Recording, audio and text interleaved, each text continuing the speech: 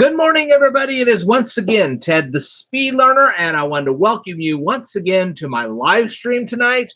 We're going to be doing a bunch of stuff tonight. First of all, as I wait for everybody to show up, and we all know we have to wait for everybody to show up, I will be reviewing The Breakfast Club. But don't you worry about anything, folks, because that's not all we're going to be doing today. We're going to be talking again about Bezier curves, specifically about quadratic Bezier curves. We're also going to review yet another chapter of Danica McKellar's Math Doesn't Suck. Now, that particular one, it's not going to be a very long video. Why? Because most of what she taught in that particular chapter, I do actually agree with. Some of it I don't. Okay? I'm also going to review some other people's videos, and there'll be some other stuff come up as well. So bear with me on this. There will be stuff coming up. All right. So anyway, I will now summon my people and let them know.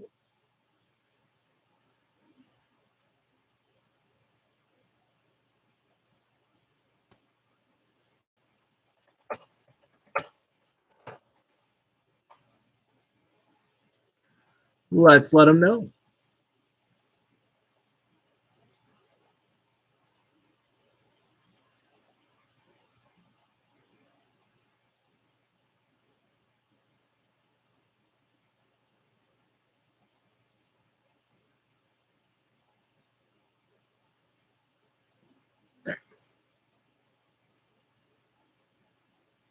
There we go.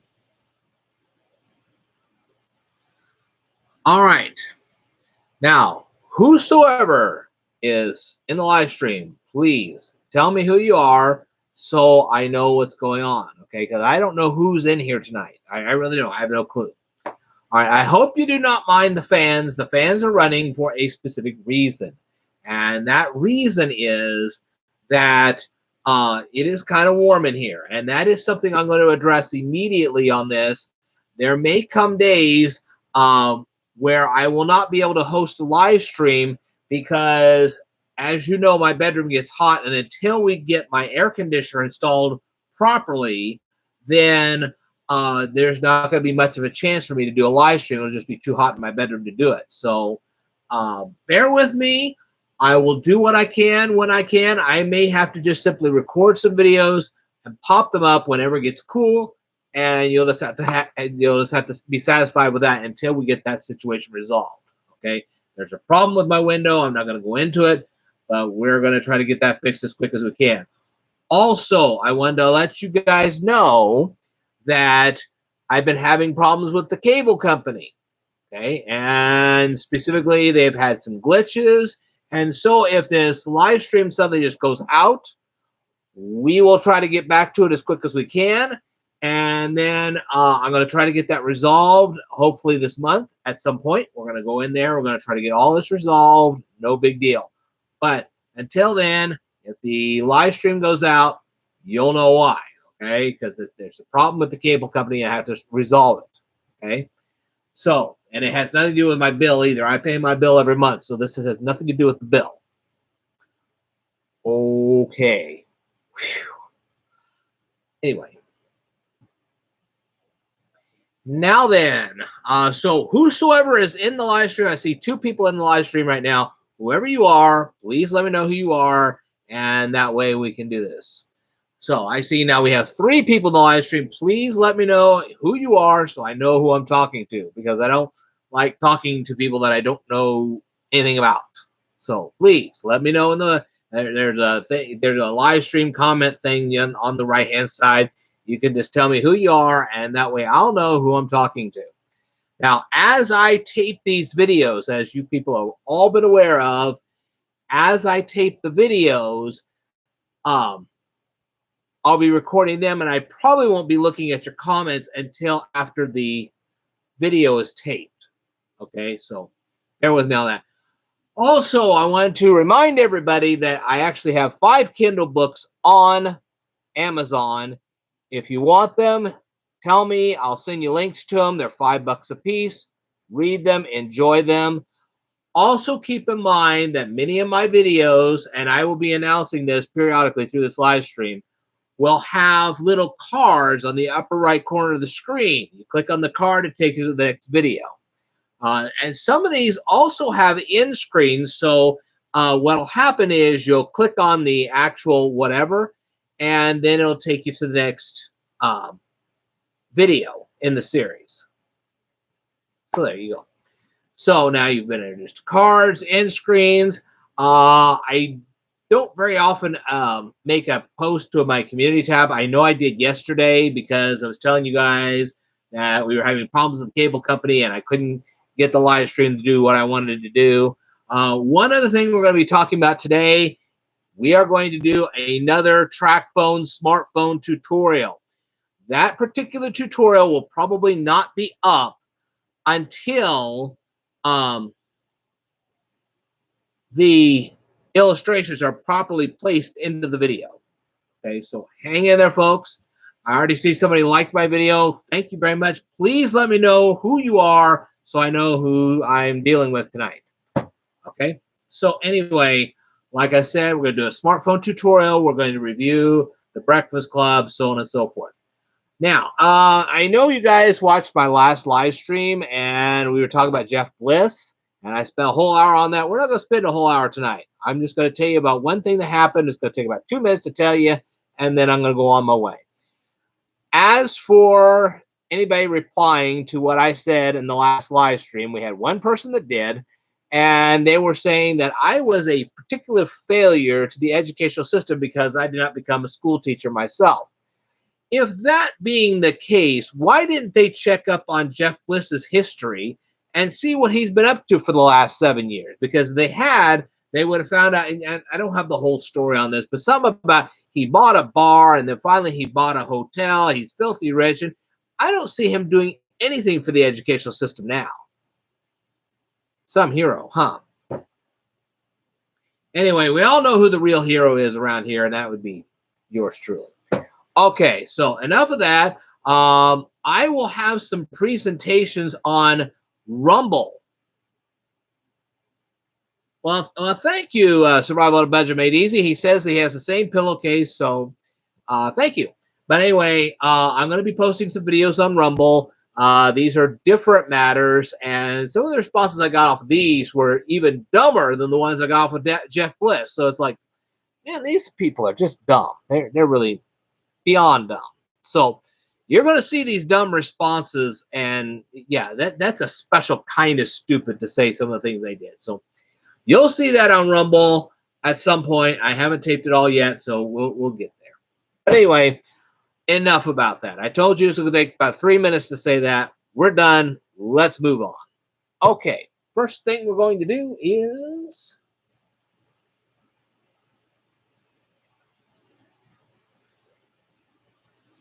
we're going to tape.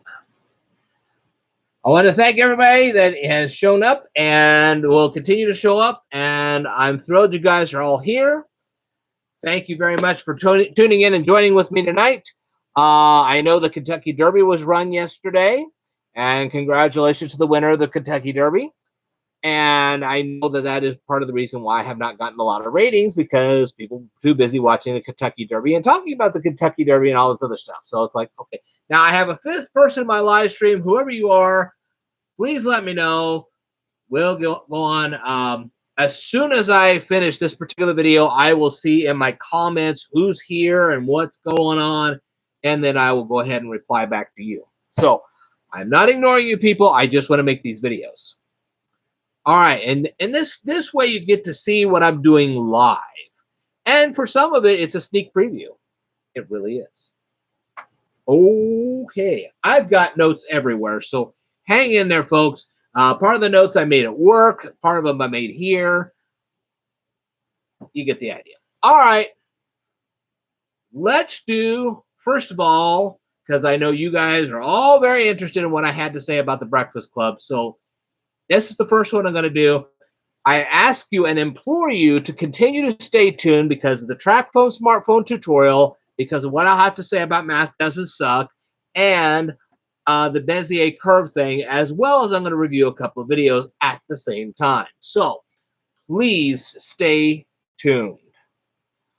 Okay, now survival on a budget made easy. I did not have enough time to make notes for your particular videos this time, but on the next live stream, I'll be reviewing some of your videos again. So bear with me. I did some last time. I'm going to do some next time.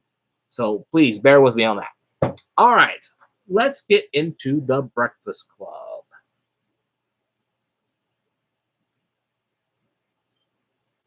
Good evening, everyone. It is once again Ted the Speed Learner, and I'm going to review tonight The Breakfast Club. Yes, the movie The Breakfast Club. I'm going to review it right here, right now, and that didn't work very well. Okay, I lost myself for a second.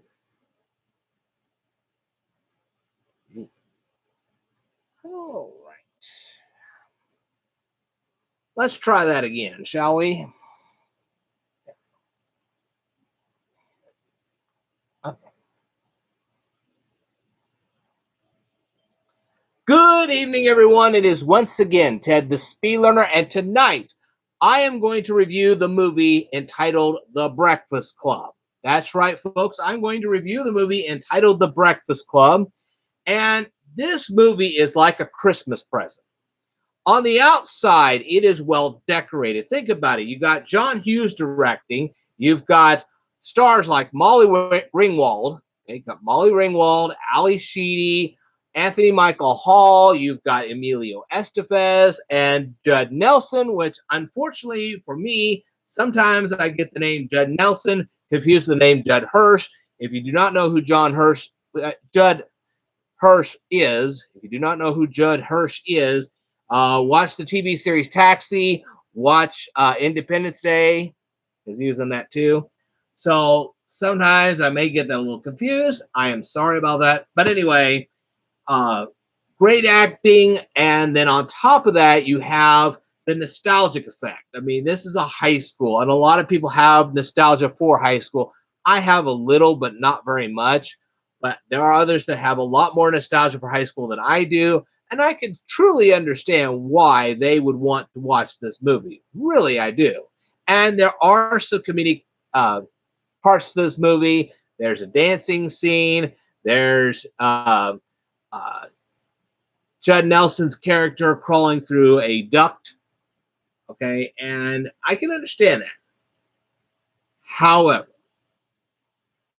once you open the Christmas present, that's when things get a little different. So we're going to review this academically rather than what everybody else would do in the line of a review. As soon as you see the academic side of it, you're going to see that things are a little different than what you probably may have remembered if you watched this years ago.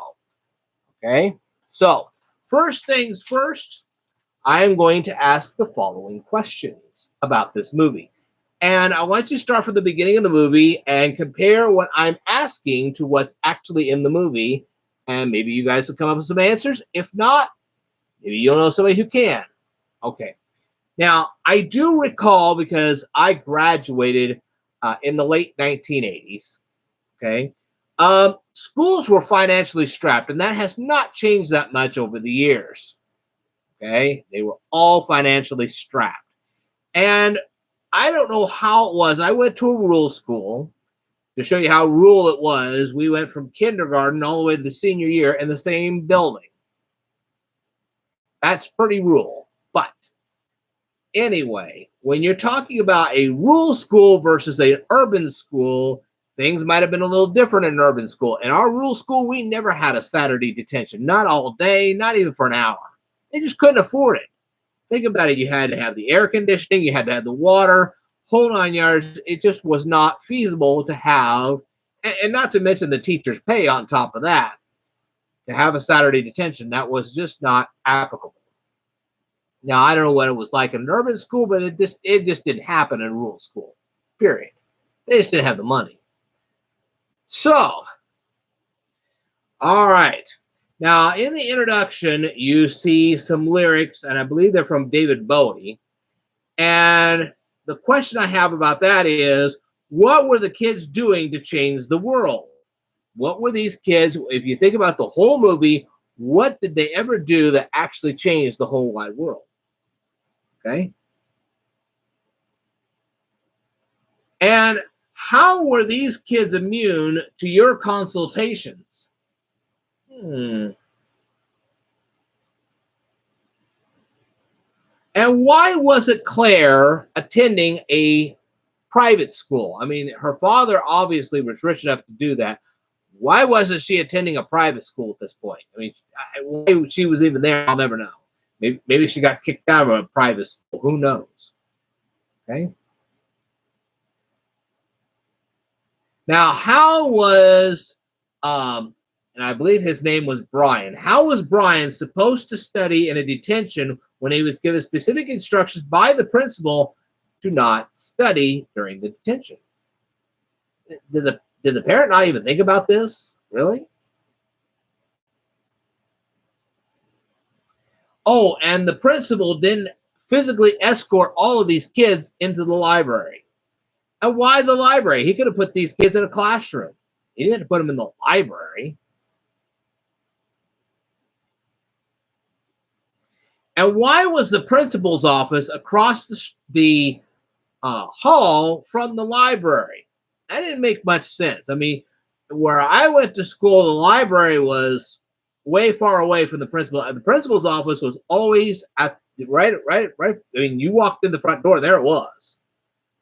I think that's where a principal's office should be to see if who's coming in the front door. That's a better place to have a principal's office. Okay. The principal has Andy taking the magazine rack and trying to put it in front of the door to keep the door open. Why? He should have known right off the bat that that was not going to work. The magazine rack wasn't heavy enough. Okay. Why didn't he pile just a bunch of heavy books? What this library didn't have dictionaries or encyclopedias or anything? Really? I don't think so. And how did John Bender successfully manage to get cigarettes? And there were other things too that he actually got into the library, he into the school itself. For heaven's sakes, really? What? The principal didn't inspect him further or him take his coat off, whatever. Why didn't the principal at some point? He should have known that John had those cigarettes. Why didn't he confiscate them immediately? That wasn't the only thing he should have confiscated, I can tell you that. And why did Allison have so much dandruff? Really? Now, John gets a hold of a book and starts ripping it apart. What was the title of the book? Who was the author? And what was the book actually about?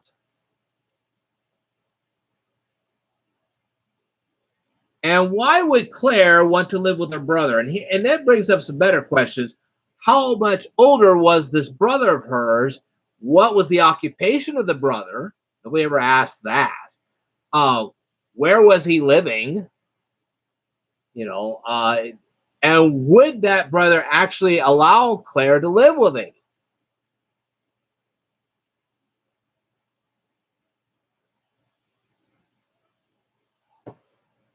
Oh, and there was something else that John had brought into the library that the principal should have also confiscated.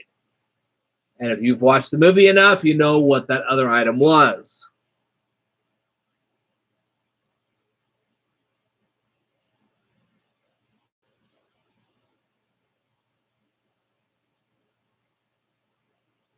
Hmm.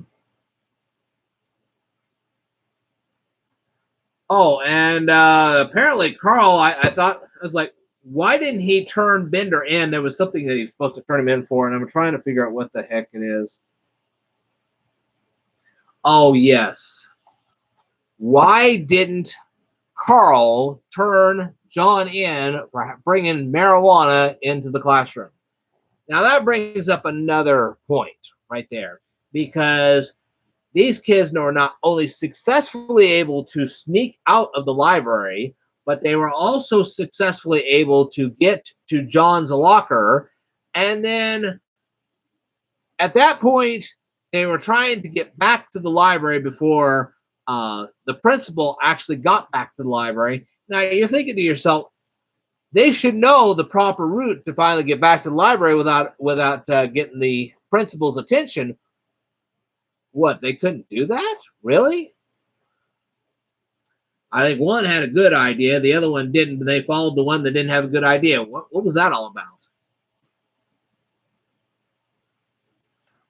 Why was the clock 20 minutes fast, and why didn't Carl actually fix that? It's the janitor's job. Fix it.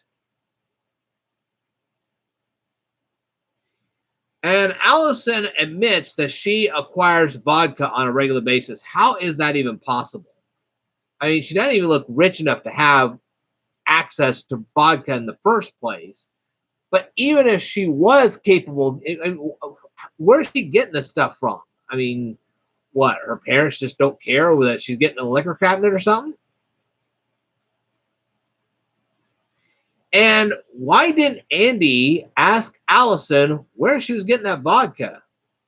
But he wasn't the slightest bit interested, really?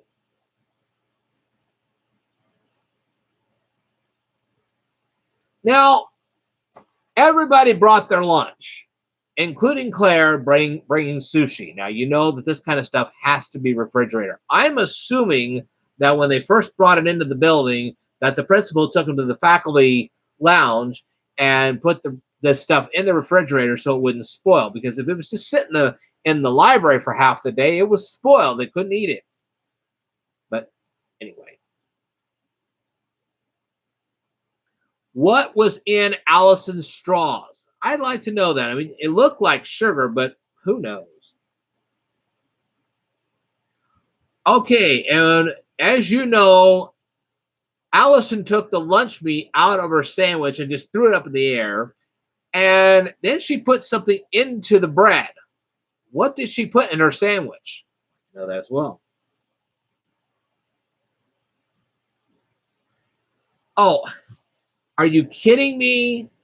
We're talking a high school principal and he didn't properly secure the lid on his thermos? Really? I mean, the guy wasn't all that brilliant, but I think he could have come up with that. And like I said, none of these kids knew the layout of the high school to know how to avoid the principal as they were trying to get the marijuana. Oh, and I like this. The principal actually threatened John. What principal in their right mind would actually threaten one of their students like that? Don't they know that they could go to jail for stuff like that? Really? Oh, and John falls out of the ceiling. Really? And he comes out of there without a scratch? I don't think so. And the glass in the door was so weak that when Andy shouts, it just breaks into a million pieces. Really?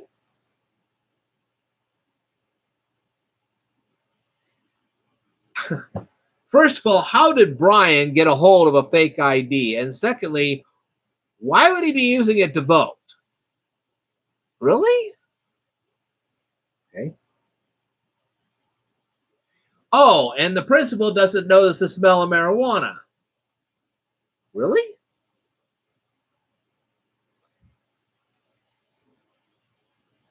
And has anyone ever really wondered what was in Alice's purse? She finally pours it out, but they didn't even ask her what was in her purse. I would have been a little curious. I mean, everybody else was checking everybody else's stuff. Well, why wouldn't they check Allison's stuff too?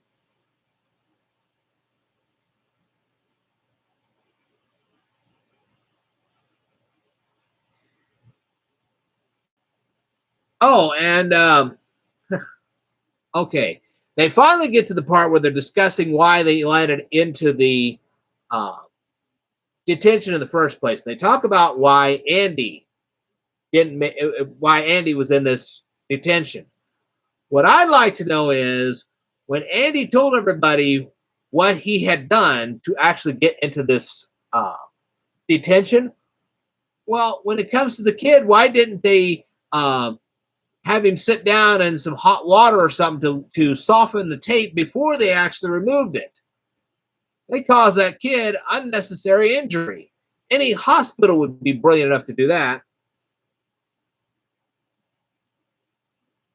And what brand of tape did Andy use? That's never discussed.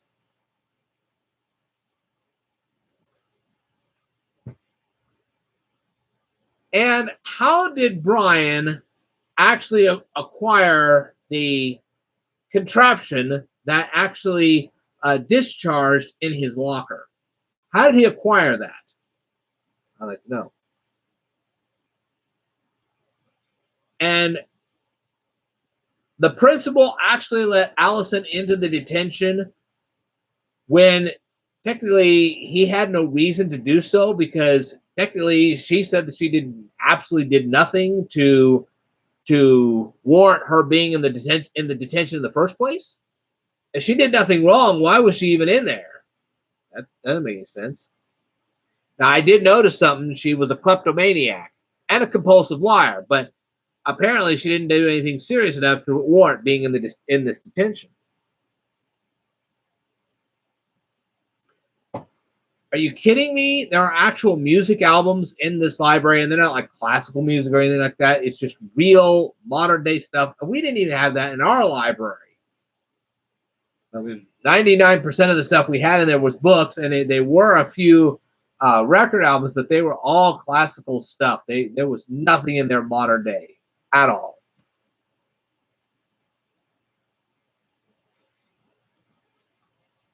So John has the experience of going through the ducts, and of course, he doesn't make it all the way through the ducts, but then he chooses to go through them a second time? Really? If you blundered that bad the first time, I would suggest not going through that a second time. So, what is my review of this movie? Well, like I said, on the outside, it looks like a great movie. But if you really think about it on the inside, this could be pretty traumatizing to anybody that actually watches this. I mean, just the mere thought of why these people were in, I felt sorry for them. I really did. But on the other hand, every one of them deserved to be in detention. Actually, they needed to have some psychological counseling too.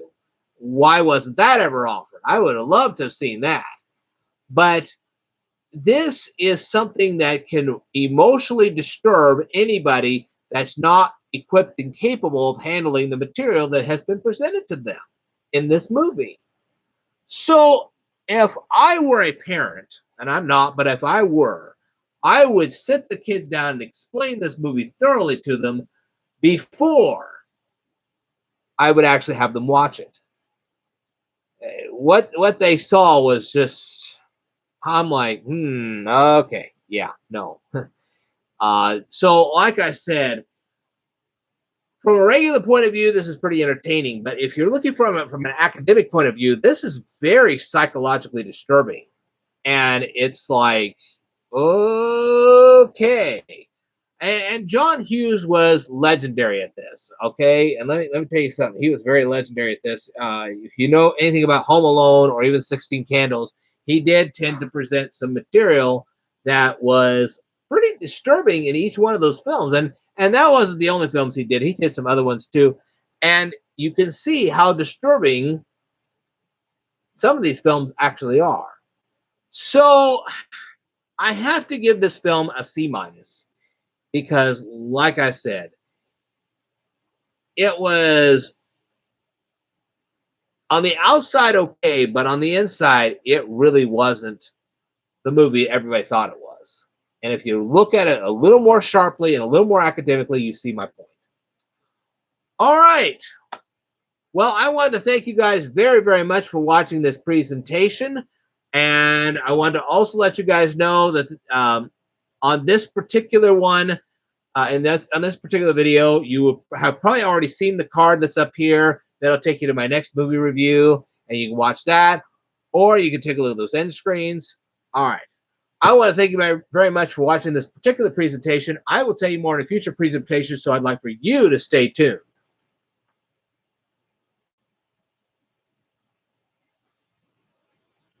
Okay, people. Any thoughts? Anything at all? I know we had up to 5 people in here for a little bit, but then they all kind of dropped off. So, anything at all?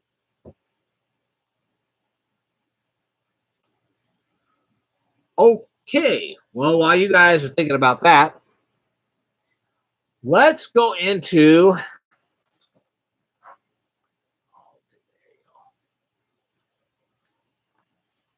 I do have a few notes. Like I said, this particular video is going to be a little shorter than my usual ones.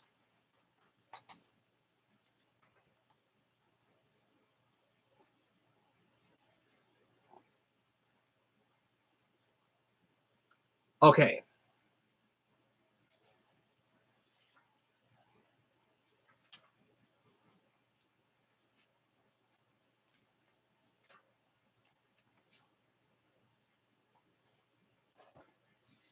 Here we go.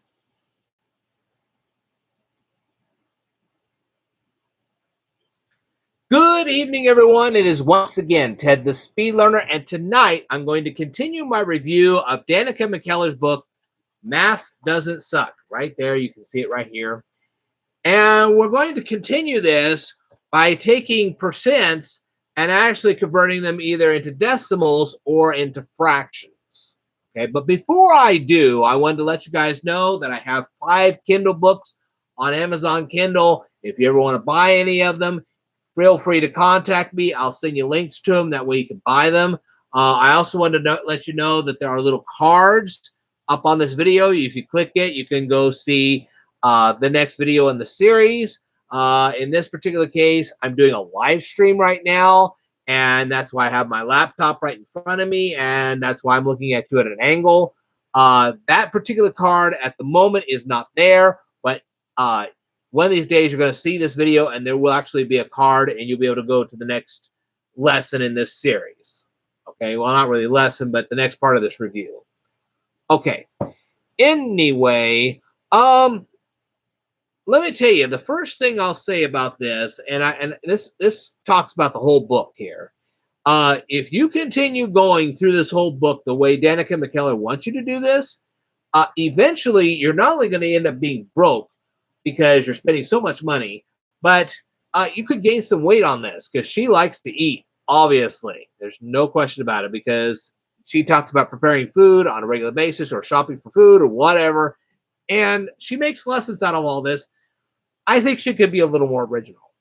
But anyway, enough of that. On this particular chapter, I have to actually agree with her on part of this. She was saying that when you have a percent, like you say, you have 50%, you just move the decimal place 2 places to the left, and or not 2 places, 2 places to the left, and then you would have 0.50. Okay, so if you're converting 50% into a decimal, you just move the decimal place 2 places to the left. Okay, and she is also right on saying that if you wanted to create a fraction and you want to turn the percent into a fraction, you can have, say you're doing 50%. You would take the 50, you would make that the numerator of the fraction. You would take the denominator, and the denominator would always be 100. So you have 50 over 100, and then you just divide down from there, and that would become 1/2. So I really have to agree with all that. That to me is not a problem in the book. All right, and she goes on and goes on, and we're not going to go on with what she goes on with. I could, but I'm not going to. But what happens if you're trying to find more than 100% of an item? What do you do then? She doesn't mention this in the book. In this chapter, you will not find any part of this which explains what you're supposed to do if you have a problem with something that's you're trying to find more than 100% of. Okay. Haven't you ever heard the phrase, give it your 110% best? That happens in real math. And you'll have real math problems where they'll say we want you to find 125% of something, or 150% of something, or 250% of something. How are you supposed to do that if you've never been taught how to do that? And this chapter clearly does not mention this at all. We're going to teach you right here and right now. And I just happen to have my trusty little, excuse me, dry erase board and marker. So what if you're trying to find more than 100% of an item? Okay. Let's say you have the number 9. And you're trying to find 125% of 9. Okay. Well, what you'll do is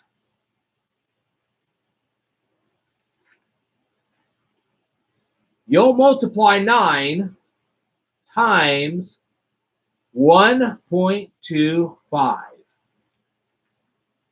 like this. Okay. You're still moving the decimal place 2 places to the left, but you're actually going to have an extra digit on the front. Okay. All right. Now, what if you wanted to convert over 100% into a fraction? That gets to be just a tad more tricky.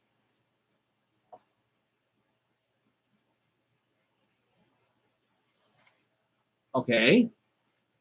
It's not really tremendously tricky, but it is tricky. Just remove all the decimal places. The 125 becomes the numerator, and then, of course, you have the 100, which becomes the denominator. But, of course, you'll have to reduce this. Okay? So you have to find some kind of a number that can both divide the numerator and the denominator at the same time. In this particular case, we have the number 50.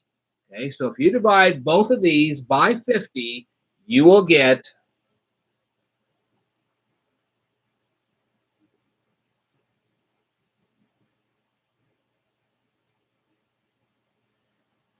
2.5 divided by 2. The numerator will be 2.5 and the denominator will be 2. Okay. So, there you go. And that is how you deal with situations where you're trying to find more than 100% of a particular number. Like I said, this was not covered in this chapter of Danica McKellar's Math Doesn't Suck.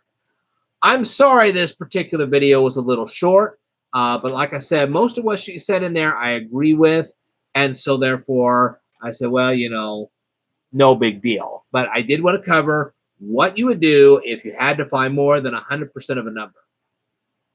All right, I will tell you more in a future video, so I'd like for you to stay tuned. What do you think, guys? How am I doing so far? Now, believe it or not, even if I don't particularly reply to you right off the bat as I'm doing one of these videos, I can actually see your comments. So I'm reading them. I just don't necessarily reply right off the bat. Danny Watts, good evening. I just put brownies in the oven. Congratulations. Congratulations. Did you do all the ingredients right? I hope you did. Maybe you can email me some of these brownies. Wouldn't that be cool if you could email me brownies? That'd be really cool. Anyway, now that we're done with that, let's go on because I have some very important information for you. I have to go back a little bit. I made a lot of notes.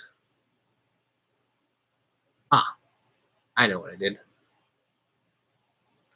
I have to go back to Facebook. And that I kind of left that as a sneak preview to you guys because I knew I was going to do this live stream eventually. and I wanted you guys to see what I was doing. If I ever want to do a sneak preview,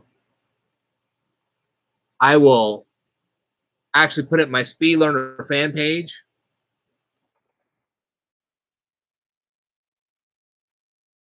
And this one was very important.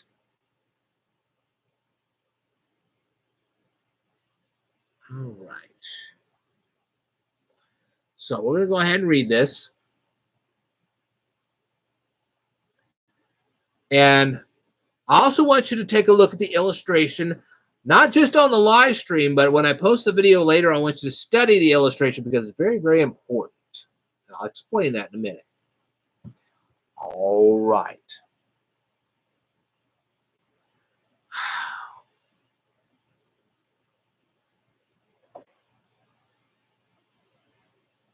I'm not sure what I'll call this video, but we'll just go ahead and do it anyway.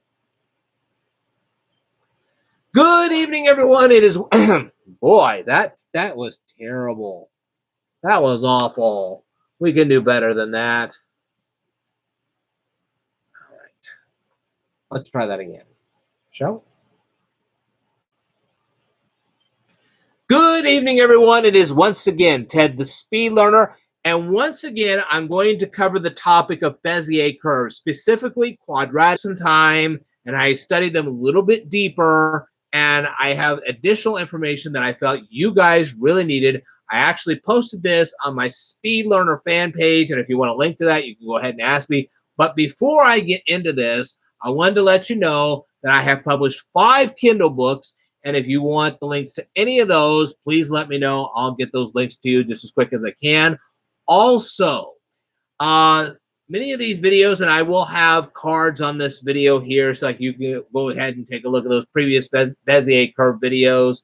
I will not only have cards on the upper right corner of the screen, but on top of all of that, I will also have end screens where you can actually see some of these previous videos and so on and so forth. You can click them and take a look and so on and so forth. Okay, enough of that. Let's get to the meat and potatoes of this particular video.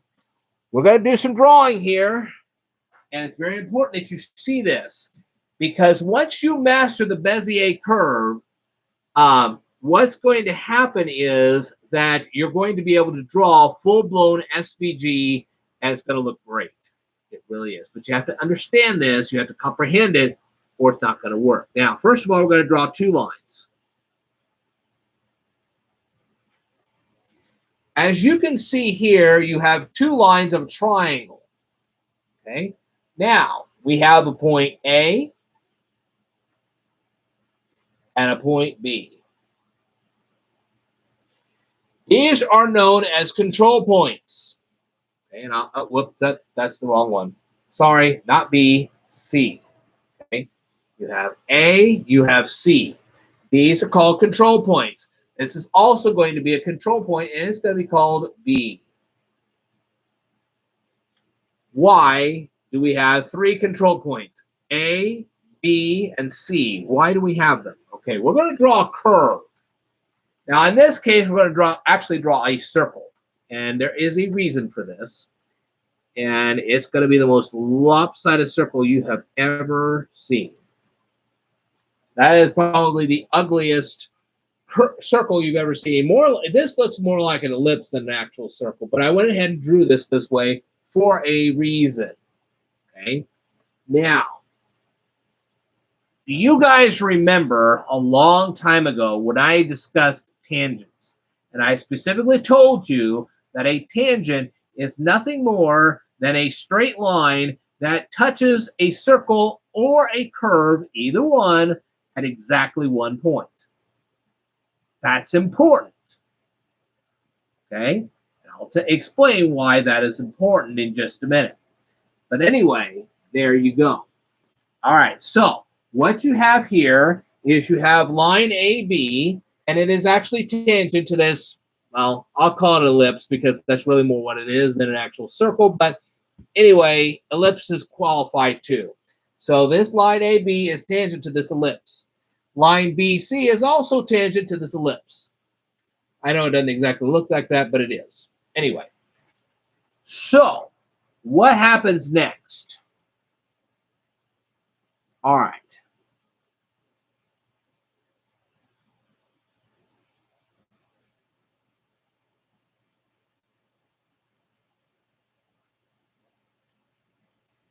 You have a third line, and it starts from line AB at point D.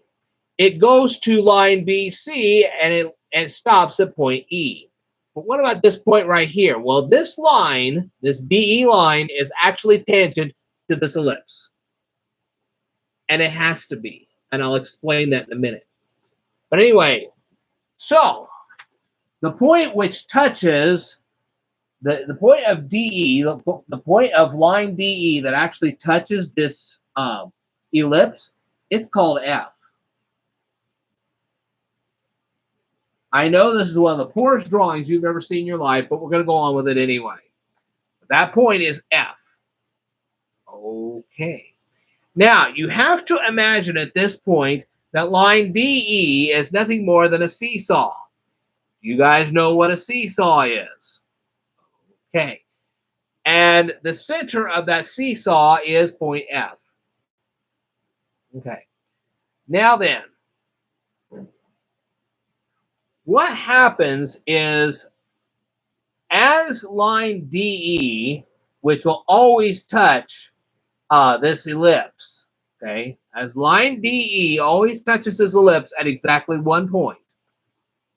First, the line AD is short. It's very, very short because the seesaw goes down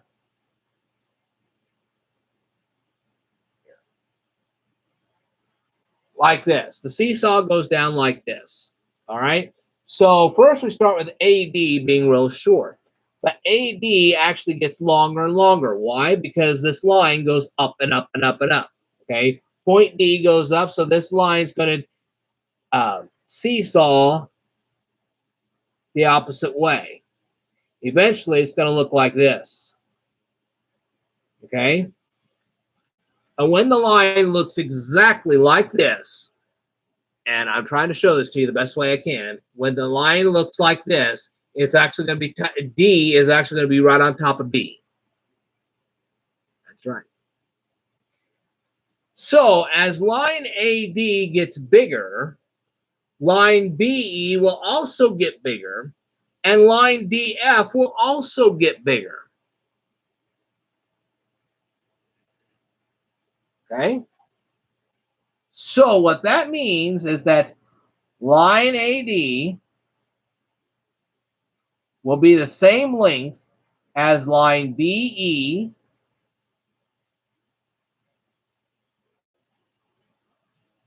and as the same length as line DF.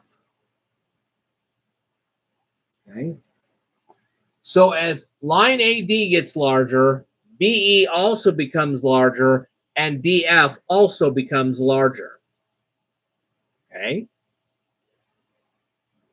So what it is like a seesaw. It turns from one end to the other. And that's how that works. And as it goes from one end to the other, F will continue to touch this line here at one single point. This curve will be touched by DE at point F at various points along the curve. And that's how you draw the actual curve. Okay? The point F will show you, because you're going to have a whole bunch of point Fs. If you draw a line around that goes through all those point Fs, you will have that curve. That's how that works. The tricky part isn't drawing this like this. The tricky part is coming up with the coordinates that you're going to need on a graph paper. Okay, if you have graph paper, you're going to have to plot points.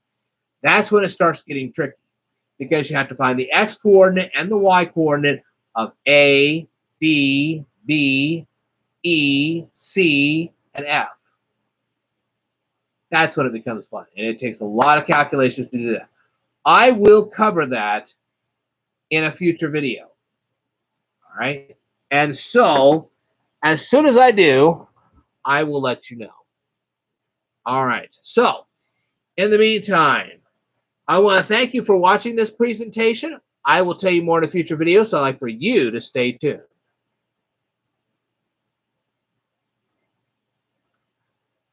What do you think, guys?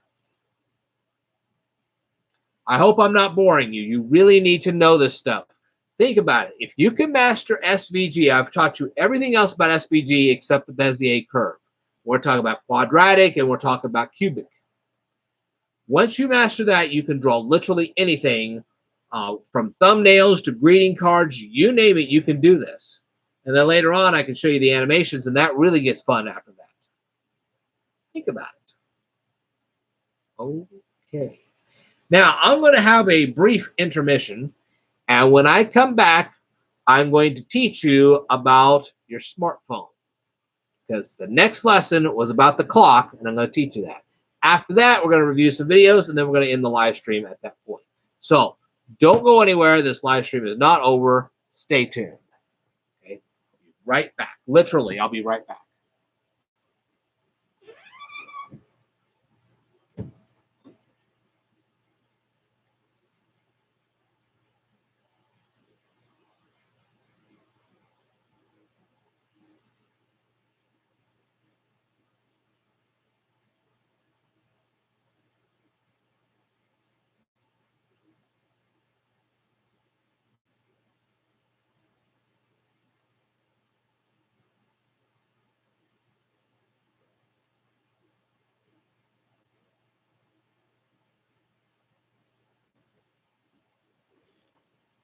Okay.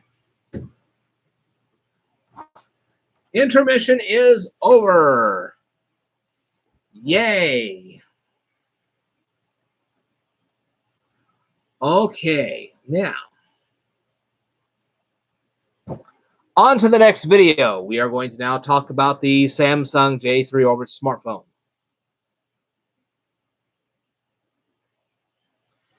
Good evening, everyone. It is once again Ted, the Speed Learner, and tonight I'm going to continue my blah blah blah blah blah blah blah blah blah blah in that plan.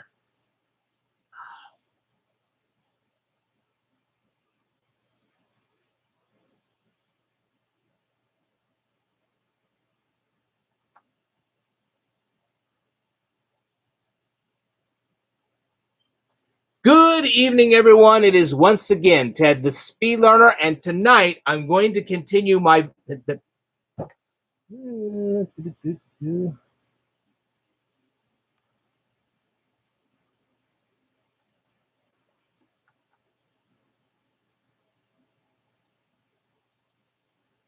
that's the part where you say, take two and don't call me in the morning. Yeah, I'm sure you get that. Never mind. Let's try this one more time.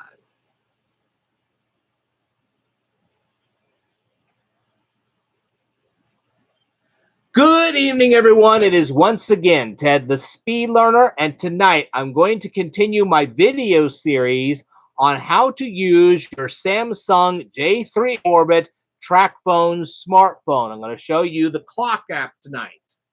Okay, but before I do, I wanted to first let you know that I'm running a live stream right now, and that's why you're seeing me at an angle. I also wanted to let you know that I have 5 Kindle books on Amazon, and if you want to buy any of them, let me know and I'll send you links.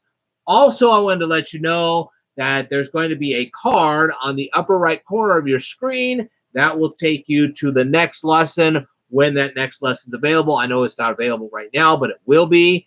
And then there will be end screens as well on this video, and they will take you to the next lessons as well.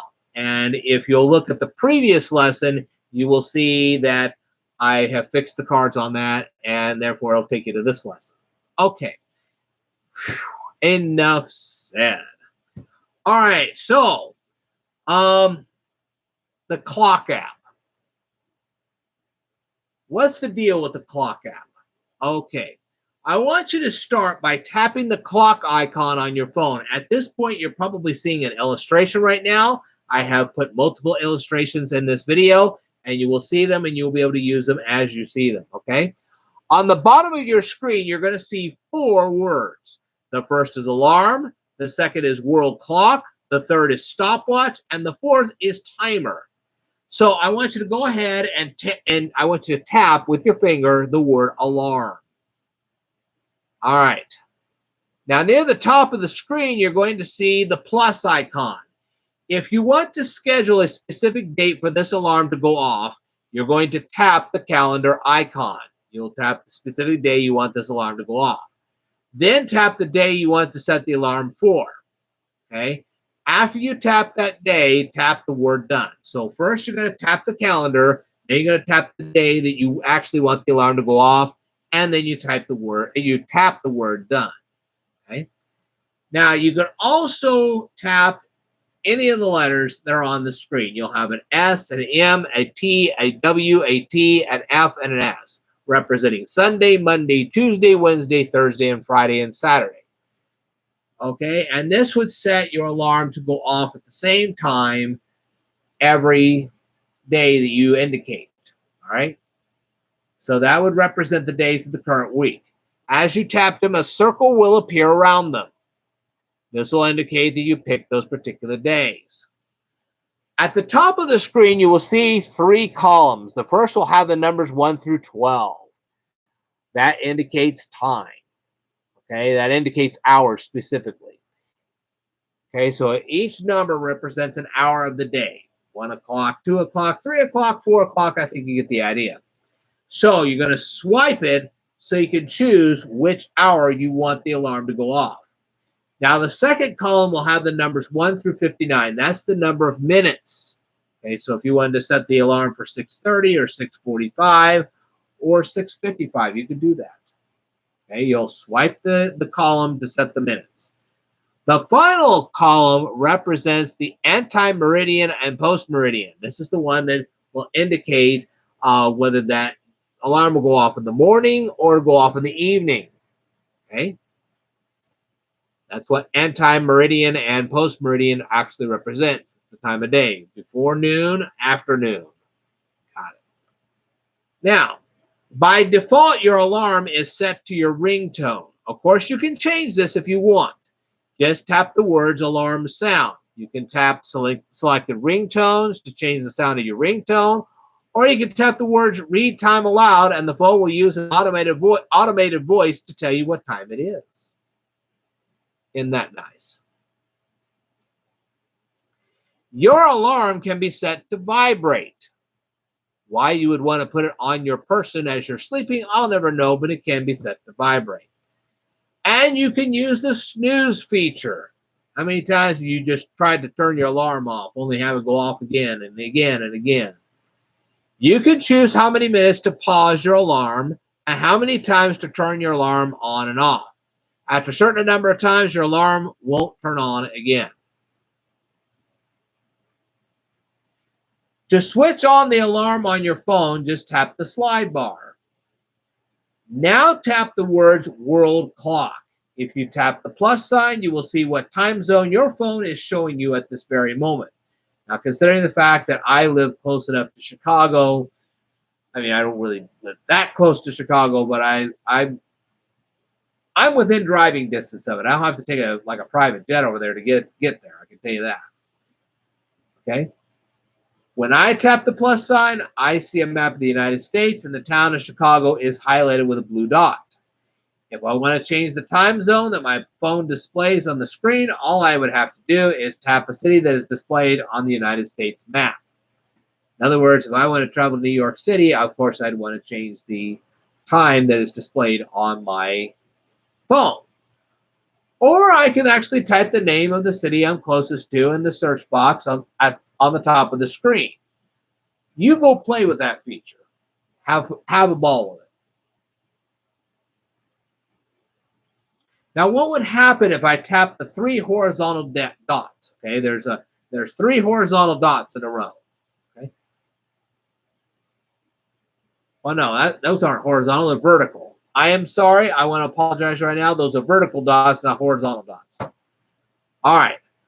If you tap those vertical dots, a menu actually appears. What if I tap the word edit? As you can see, I could tap the city of London, and its time would be displayed on my phone. Or I could tap if I could tap Chicago, and I have that displayed on my phone. I bet you noticed one other thing. The current weather is being displayed next to the time in London and in Chicago. What happens if you tap the words time zone converter? I'm not entirely sure, but I'll let you play with that feature all you want. What happens if you tap the word weather settings? You can choose to have the current weather displayed on your phone, or you can shut it off. You can also choose to switch the temperature measurement from Fahrenheit to Celsius. You can do that too. What happens if you tap the word about clock? If you do, you can update your clock app. And I did that recently. Let's move on to the word stopwatch. This one appears to be a simple thing to use. Go ahead and press the start button. If you do, the stopwatch will start timing you. Now we will look at the two buttons that have appeared since you started the stopwatch. Okay. The first one says stop. That will stop your stopwatch. The second one says lap. Let's say you're on a track, you're running laps. Okay. You can see how long it took you to run each particular lap. This is very handy if you're a part of a track team. The final feature on this clock, okay, this clock feature, the final clock feature is a timer. You can actually set a timer for this thing. Go ahead and tap the word timer. You can set the number of hours, minutes, and even seconds of the timer. Once you indicate how much time you want the timer to count down before alerting you, just tap the start button. When you do, you will see a large circle and two buttons. The first button pauses your timer. The second button cancels the timer completely. When your timer runs out of time, it alerts you. You can dismiss the alert or restart the timer. If you tap the plus button, you can set a preset timer. Okay? And that's all the functions of your clock app. In my next video, I will show you the various features of the settings app. I hope you watch it when I upload it. So I want to thank you very much for watching this presentation. I will tell you more in a future presentation, so I'd like for you to stay tuned. Okay. The brownies are ready. It sounds delicious. All right. Hope you enjoy them. I also hope you've been enjoying these piping hot, brand new lessons. Let me know what you thought of them so far. I know you've probably learned a ton of information today, and hopefully you'll learn a lot more in my next live stream. My next live stream should be sometime around the 19th of May. Okay, so prepare for that because I'll have notes and everything. All right, I am still working on my 6th Kindle book. It is going to be called PTCB on a Budget. I forgot to mention that these brownies have cream cheese in them. They're great. Ooh, now that sounds interesting. Thanks for sharing. I like that kind of information. But anyway, like I said, around the 19th of May, we'll have that. The PTCB on a Budget book, I'll let you guys know when it's ready, and I'll go ahead and publish it. It will be a little more expensive than the rest of the books, but you'll see why when you buy it. But please go ahead and buy the other 5 books, read them, learn from them. There will be more books coming. So stay tuned for that. Anyway, let's go on to the next lesson.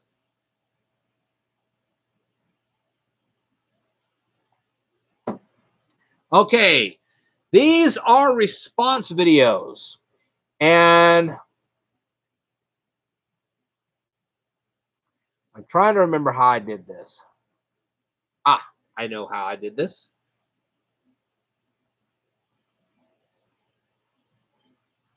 This video response is going to go out to Roman King, and that's because you uploaded a video entitled Please Stay.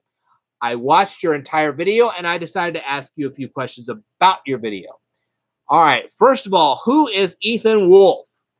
How did you discover this song? Do you compose your own music?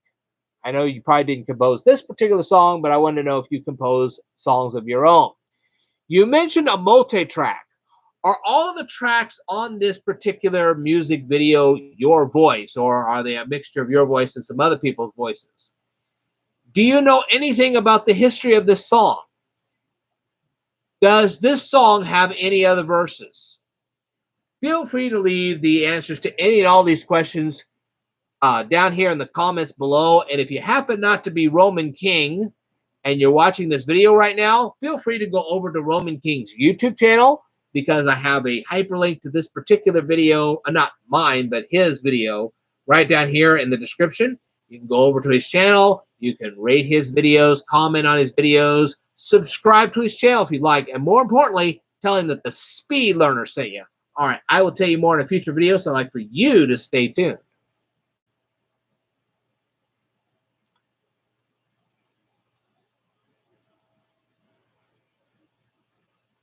I'll let you guys check that out, because I think you'll really like his channel. I was watching it, and he's got some great music on there. Please check it out. Okay, the next two videos will be going out to Paul Simon, and there's a very good reason as to why. And I will do the same thing to Bill Withers as I'm doing to Paul Simon. Okay. One of the reviews is going to be great. You're going to love it. It is a song called The Boxer. And then there is another video that he did that wasn't so great. And you'll find out about that in a minute. So, anyway, let's get into this.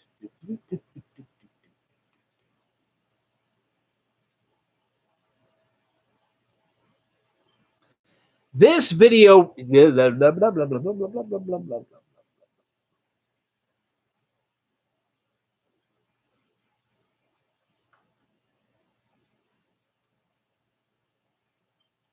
This video response is going to go out to Paul Simon, and that's because you uploaded a music video entitled blah, blah, blah, blah, blah, blah, blah, blah, blah, blah. What the?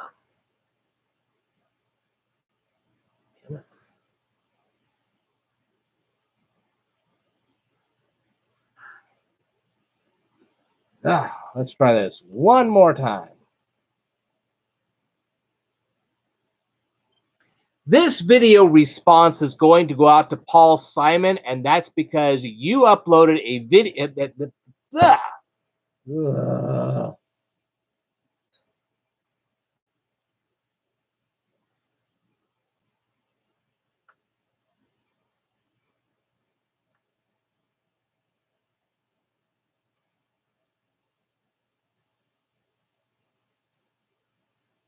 Don't you just love it when I get off track and things don't exactly work the way that they're supposed to work, and I stutter and whatever? Yeah. It's getting close to the, and we're not at it yet, but we're getting closer and closer to the end of this live stream. I mean, I've presented a lot of material tonight, and I've done pretty good so far. So, yeah, I'm kind of wearing out a little bit, so bear with me on this. Okay.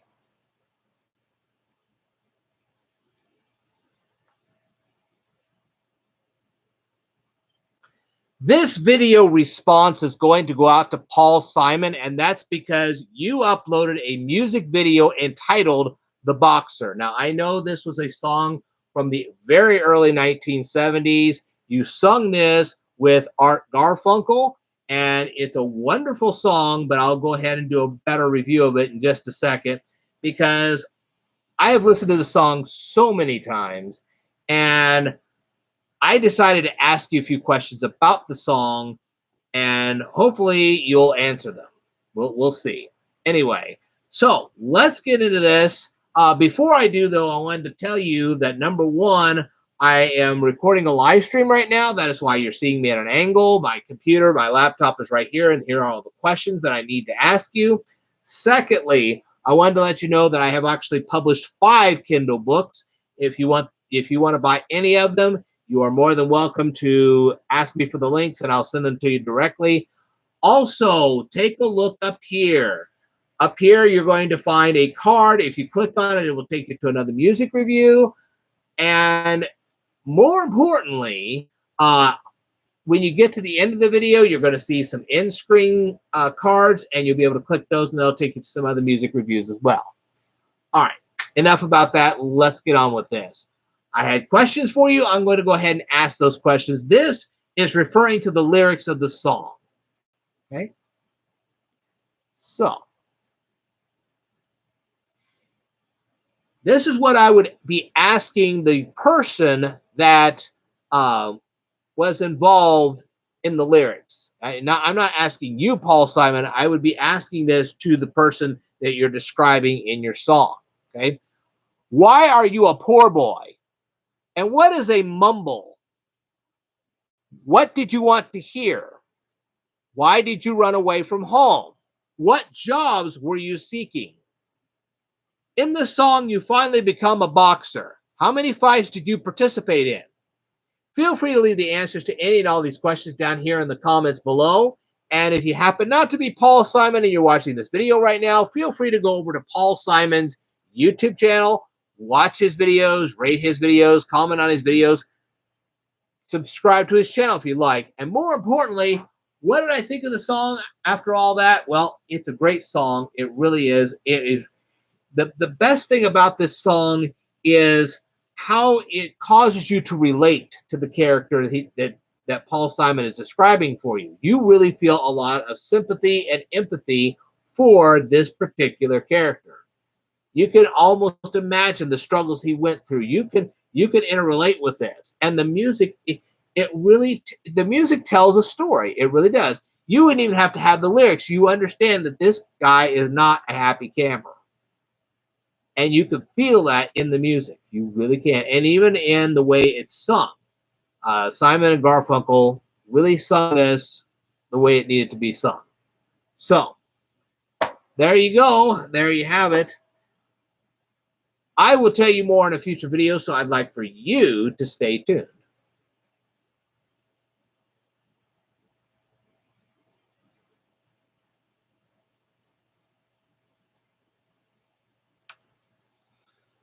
Whew. What did you think of that little review? Very good song by Paul Simon. Now let's go to a Paul Simon song that is not so good.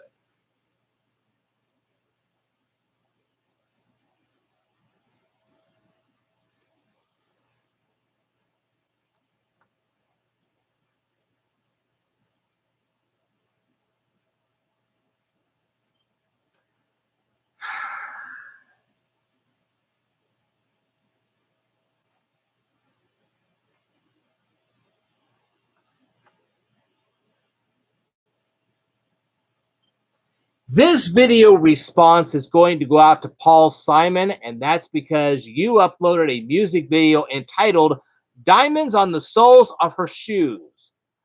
I watched the entire video, and I have some questions about this video, and I will also tell you what I think of this particular song. But before I do, I wanted to let you know that I'm running a live stream right now. That is why you're seeing me at an angle. My notes are right here, and that is why I have to have this the way I do. Okay. Secondly, if you are interested, I actually have 5 Kindle books on Amazon Kindle. If you want the links to any of them so you can buy them, please let me know and I'll send links right to you. Another thing is that you will see cards and actually in-screen cards on this video that will actually take you to other music reviews. Okay, having said all that, let's get into this. Here are my questions. These are based on the lyrics of the song. How did she become rich? Why was he poor? Why are there diamonds on the soles of her shoes? Wouldn't she need to see a podiatrist eventually due to the fact that she's stepping on a diamond every single time she takes a step? Really? The lyrics say she's singing the blues. Why is she miserable? Why does she think he took her for granted? Why didn't the guy just clarify what he was talking about? He could have just simply said that he was discussing the soles of her shoes or the diamonds that were in her shoes or whatever. You know, he needed to be more clerical. And what is the sign of a teaspoon? And if I mispronounce this, I'm sorry in advance, but uh, for all of you who do not know, a bodega is a type of a grocery store. Okay, you look that up for yourself. Anyway, what do I think about this particular song? The title is very uninteresting. The musical accompaniment, the harmonies, the instruments that are playing are boring. Very, very boring. This song, as far as I'm concerned, gets a D plus. And that's being generous. It's a D plus song. Why you ever sang this, I'll never know. You are too good of an artist to sing a song like this. This is terrible. It is folk music, but it is a terrible folk song. You've had hits like Homeward Bound and You Can Call Me Al. You've had, of course, The Boxer, which I just reviewed a few minutes ago, and so many others. Why would you sing this? The lyrics are kind of interesting, but the actual song itself is lousy. Man, it is just absolutely lousy. So I give you a D plus for this. All right. If you want to answer any and all these questions, you can go ahead and leave the comments right down. Leave the answers in the comments below. And if you happen not to be Paul Simon and you're watching this video right now, feel free to go over to Paul Simon's YouTube channel, watch his videos, rate his videos, comment on his videos, subscribe to his channel if you'd like, and more importantly, tell him that the Speed Learner sent you. All right, I will tell you more in a future video, so I'd like for you to stay tuned.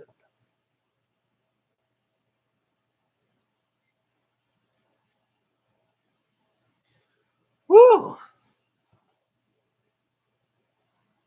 How do I like this place? It's wonderful, except for the window, which I mentioned earlier in this video. The window is not in good shape, and it needs to be fixed. And I suppose what I could do is I could show you in a video exactly what the window looks like. Maybe you can tell me how to fix it. that would be nice if you could do that. I might actually take you up on that. So hang in there, folks. That could be coming soon. All right. So now I'm going to throw you guys a little bit of a surprise because you would never expect this from me. But anyway, back in the 1970s, there was actually a band called Kiss. Now, I don't know whether you knew anything about Kiss or not, but for the most part, their music was, yeah, we won't even talk about it. But they did actually have one song that actually did catch my interest, and that was Beth. That is a really nice song. It's too bad that it was Kiss singing it, because I would have never expected Kiss to sing that in the first place. And so there you go. But anyway, we're not going to talk about Kiss tonight. We are actually going to talk about another band that actually put out a song that wasn't too bad either, and that band is Metallica. Yes, I'm going to review a song from Metallica, and this is not a bad song. It really isn't. I was kind of surprised. I remember when Metallica came out in the early 1980s, and yeah. Let's go into this. But before I do, Danny Watts says it's pronounced Bodega. Bodega. Thank you very much for that clarification, Danny Watts. I appreciate it. Okay, so I know you're going to be sitting there going, he is going to review a Metallica song? I was put to a challenge, and so I'm going to actually fulfill the challenge. So this night's getting a little more interesting, don't you think? Anyway, let's go into this, shall we?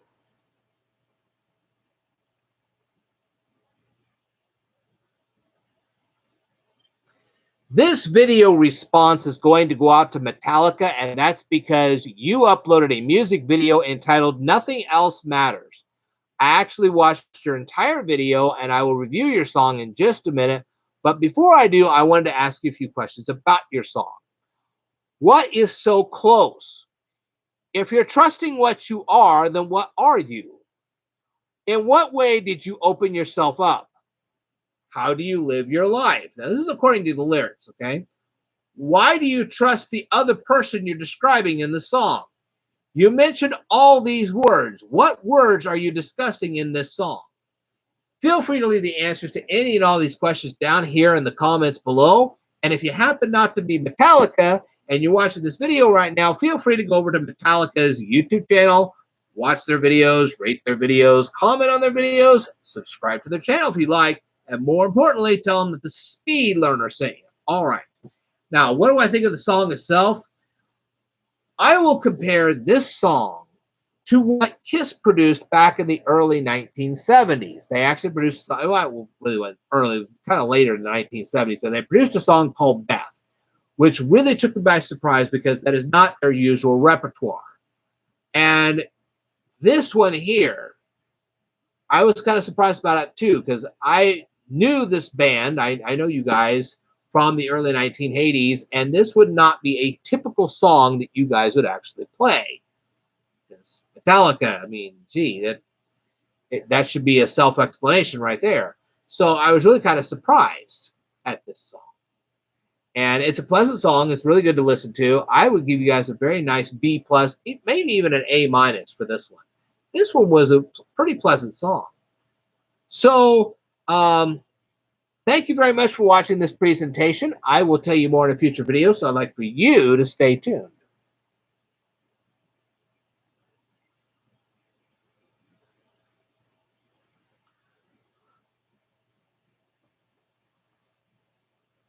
Survival on a Budget made easy said, good idea about the window. Beth, the biggest hit they had. It was wrote and sung by the drummer. I did not know that. Thanks for the information. Yeah, I know that kind of took you guys by surprise that I would actually review a Metallica song, but that's the one I chose, and now you can see why. Okay, anyway, we have one more video to produce tonight. And this is from one of my own subscribers. So let's go on with this one. This video response is going to go out to the Mr. David Langley, and that's because you uploaded a video entitled Mississippi River Highway. I watched your entire video, and I decided to ask you questions about your video. And here are the questions. Now, first of all, I'm assuming that this will be a multi-part video series, and this was basically the first part of this, and I'd like to see more of it.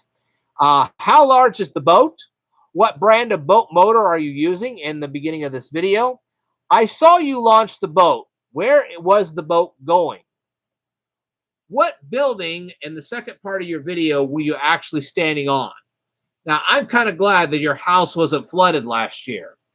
And what was the name of the barge at the second part of this video? What aquatic life did you see on the Mississippi River? Did you see any wildlife at the beginning of this video? How many barges did you see as you recorded this video? I saw some smoke in the background near the 7-minute mark of this video. Was something burning? And if so, what was it? What is the name of the bridge in this video? I saw a man fishing at the 10-minute and 30-second mark of this particular video. How many fish did he actually catch? I was hoping you would videotape the murals on the walls and had given your viewers some details about those murals. I hope at some point you will do that. Okay, at the 11-minute mark of your video, I saw a guy with a dog. What was the name of the dog? Feel free to leave the answers to any and all these questions down here in the comments below. And if you happen not to be Mr. David Langley and you're watching this video right now, feel free to go over to Mr. David Langley's YouTube channel, watch his videos, rate his videos, subscribe to his channel if you'd like, and more importantly, tell him that the speed learner sent you. All right, I will tell you more in a future video, so I'd like for you to stay tuned.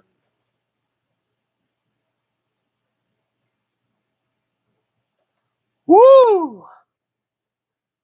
All right, we got some comments here. Noah Evan DeBella, love all of their music. I was born 21 years ago as well.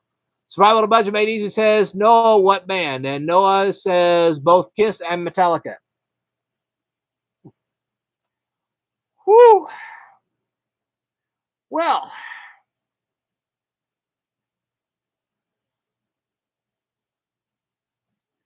what did you guys think of all of this stuff that I presented tonight on my live stream? I would love to know. The most important thing is, did you learn anything? And I know you did.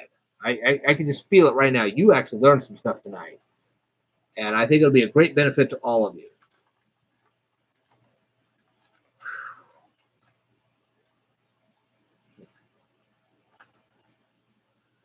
I know you guys are probably shocked based on the fact that I actually do like Paul Simon, that I would actually critique that badly one of his songs, but I'm sorry, I couldn't help it. That song was terrible. It really was.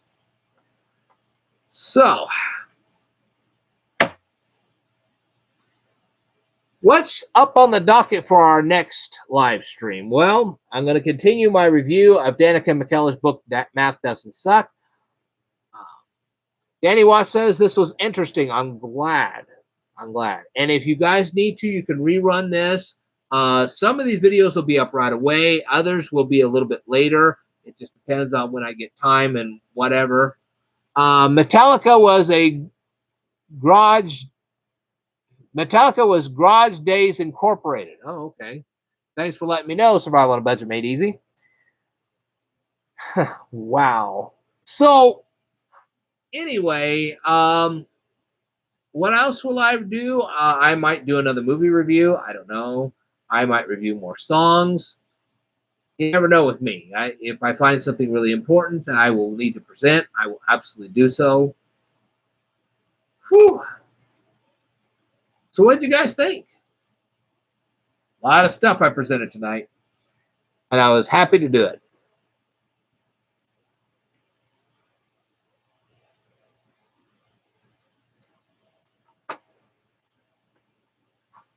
I know this thing's going to be the talk of the town for a long time yet to come.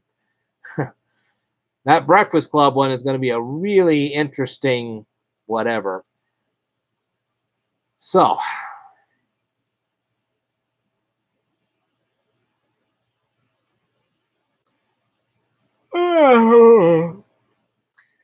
I have to work all week this week. I will have to deal with the cable company next week. So probably, like I said, there won't be another live stream until about the 19th of May.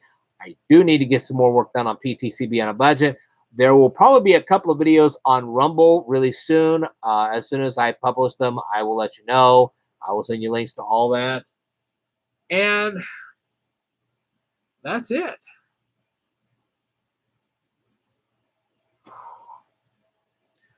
Oh, looks like we got a sixth person in here. Whoever you are, welcome, welcome, welcome. Please let me know who you are because I will not know unless you say something.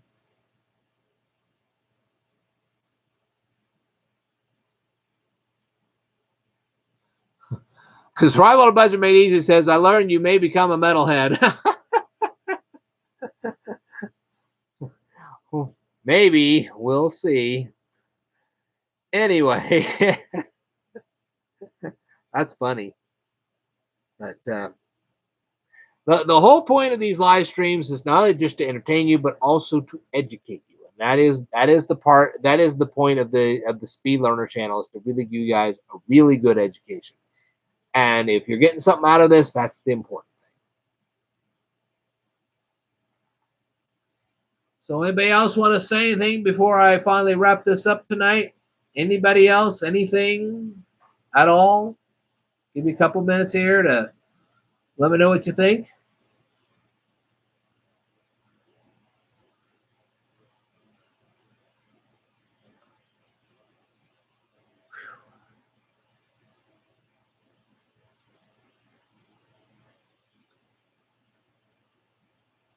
Noah Evan DeBella, do you review albums?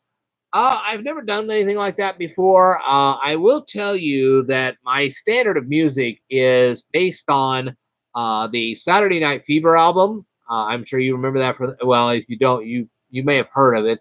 It's from the Bee Gees, and the album itself stayed on the charts for 26 consecutive weeks. Now that's a standard right there. I mean, that is a top of the line standard. People that I've never seen an album stay up that high on the charts for 26 consecutive weeks. Never seen that before. I'd love to see it, but I haven't so far.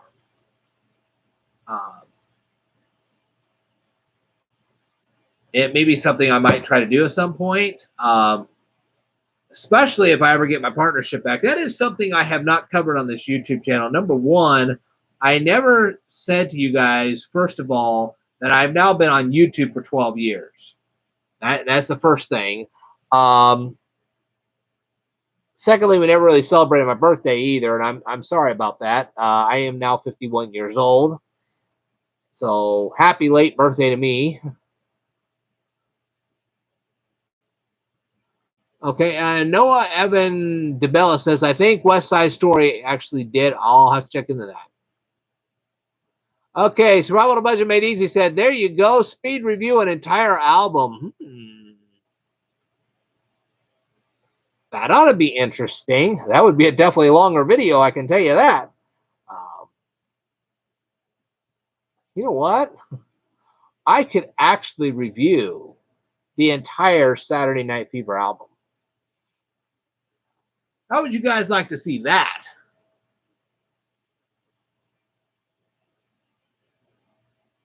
Oh, what a parade videos. I have to go bye. I'm sorry, Danny Watts.